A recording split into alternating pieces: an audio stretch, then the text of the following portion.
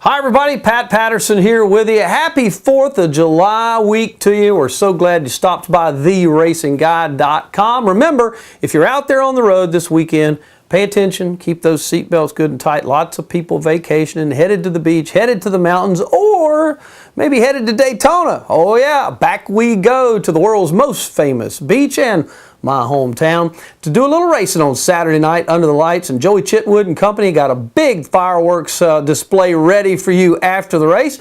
And, you know, we're probably going to see some fireworks on the racetrack before we ever get to that. It's been a tough season. We're not quite at the halfway, but we always seem to talk about when we go back to Daytona in July that we're halfway done with the season. One thing is for sure. There was a lot learned at this racetrack back in February, but the weather conditions are so incredibly different from February to July that you really ask the question, does anything that you did in that race really compute to help you here in July? Well, it's a good question to ask this guy.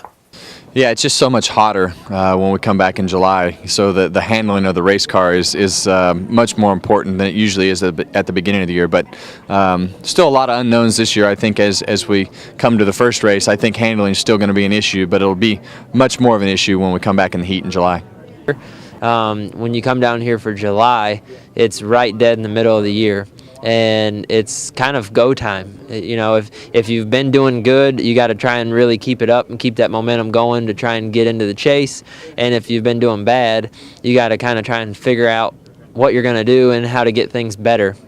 And coming down here for a restrictor plate race is a perfect opportunity to give anybody a shot to turn their season around and come down here and get a win. And it's hot and humid, and not just from a temperature-wise and atmosphere, the track's different too, and the race is different. And it's just, you cannot compare the 500 really to anything else. Even though you're still come back Daytona in July, it's totally different.